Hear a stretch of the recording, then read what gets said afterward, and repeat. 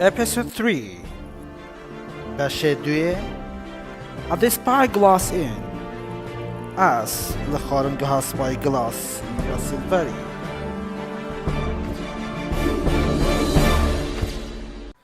After breakfast, the Sequoia asked me to take a note to Long John Silver. He told me to go to the Spyglass and inn at the other end of the docks. I went gladly because I was pleased to be able to see the busy port and all the ships again. The inn was full of loud sailors, and I was almost too frightened to go inside. As I was waiting at the door, I saw a man as he came out of a side room, and I thought he must be Long John Silver. His left leg was cut off near the top, and under his left shoulder he carried a crutch, on which he moved about easily. He was very tall and strong, with an intelligent face, and he was serving the people at the tables with a smile. From the very first time I had read about Long John Silver in Trelawney's letter, and I had been frightened that he might be the one-legged sailor that the captain had told me about. But one look at this man was enough. I had seen the captain, Black Dog, and the blind man Pew, and I thought I knew what a pirate was like, very different from this clean and pleasant innkeeper. Mr. Silver, sir? I asked, holding out the note. Yes, my lad. And who are you? He answered, and I gave him the note. Oh, He's surprised. you're our new cabin boy. Pleased to meet you. Just then, I noticed one of the men sitting on the other side of the room. As he suddenly stood up and walked to the door, I recognized him at once. Hey! I shouted. Black Dog! He's one of the pirates!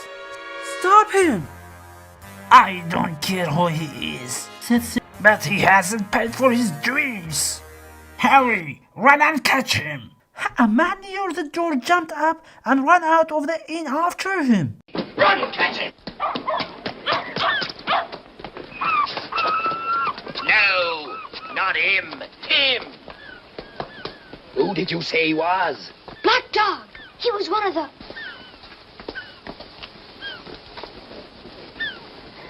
He was one of the pirates. One of them swabs. After him, all of ye. Run him down. And if you don't catch him, don't you come back. Who did you say he was? A pirate! In my inn! I can't believe it. And Silver now was very excited. Morgan, He had caught a man sitting in the bar.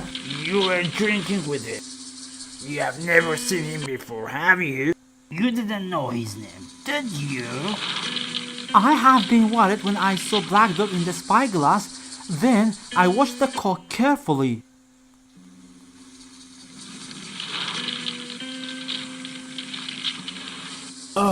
I'm sorry. Harry said, I lost him in a crowd.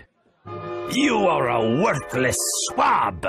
by the time Harry had come back empty-handed and had been shouted at loudly by Silver, I felt sure that Silver was an honest man.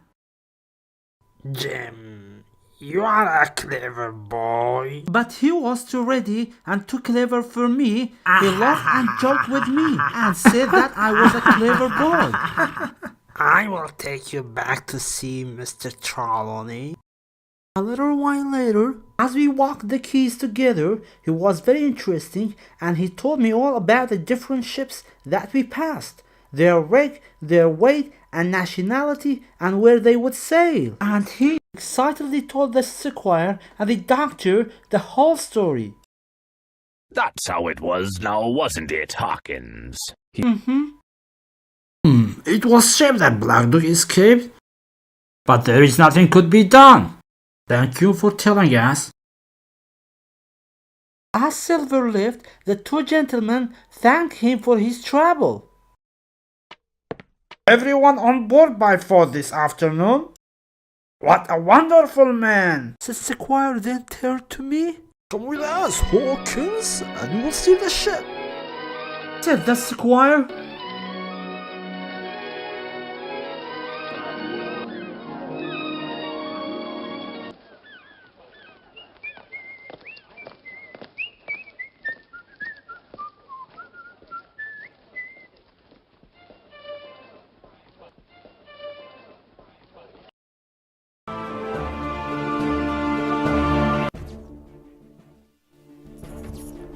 Episode 3 حلقه 3 بخش 3 Captain Smollett.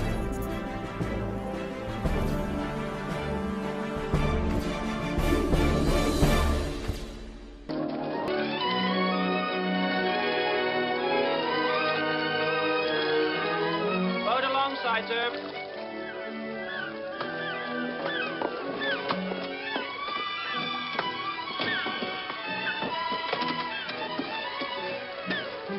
Step lively then. Get a move on.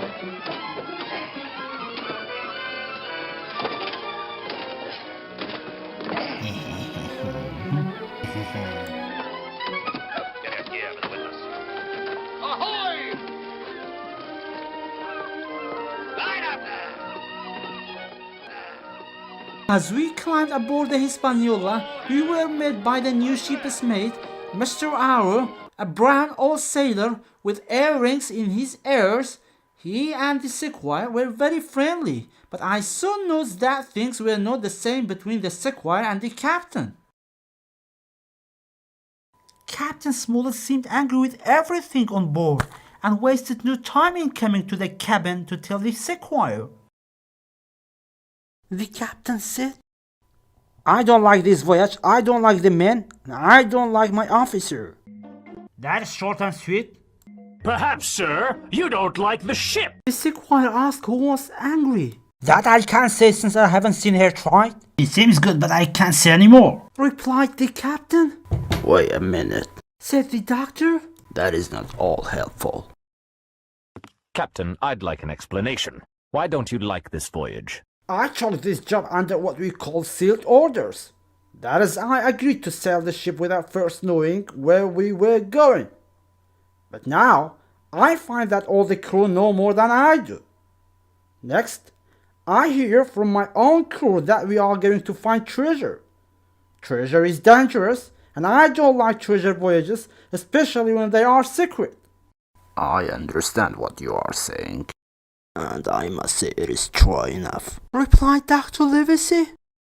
You say you don't like the crew. Aren't they good sailors? I don't like them, sir, and I wasn't able to choose them myself. You don't like Mr. Arrow? I don't, sir. I believe he is a good sailor, but he is too friendly with the crew to be a good officer. Tell us what you want, Captain. Said Livesey. I have two suggestions, Smollett said. First, the gunpowder and weapons should be put under the cabin near the stern of the ship and not where they are now. And second, the crew you have brought should sleep at the back near the cabin as well.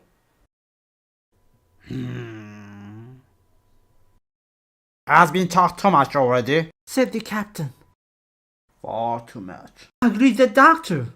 And it is said that you have a map of an island, that there are crosses on it. The captain said, to show where the treasure is, the island lies, and gives the exact latitude and longitude. Oh, really, I never told anyone, cried the Sequoia. The crew knows all about the island, sir. Said the captain. Livesey, that must have been your Hawkins, cried Sequoia. It doesn't matter who. Replied the doctor. Well, gentlemen, I don't know who has this map, but keep it secret, even from me and Mr. Arrow. Otherwise, I will resign. Fair mutiny. You want us to keep this matter secret. That is why you want to make a garrison of the stern part of the ship, with my friend's own people, and provide it with all the arms and powder on board. I see. I believe Mr. Arrow is an honest man and the others. But it is my job to make sure that the ship and every man on it is safe. All I am asking you to do is to take every care or let me leave the ship, and that is all. Then the doctor and the Sequoia agreed to Captain Smollett's suggestions, and then the captain left the cabin. Trelawney, The doctor said, I'm surprised, but you have managed to get two honest men on board with you. That man and John Silver.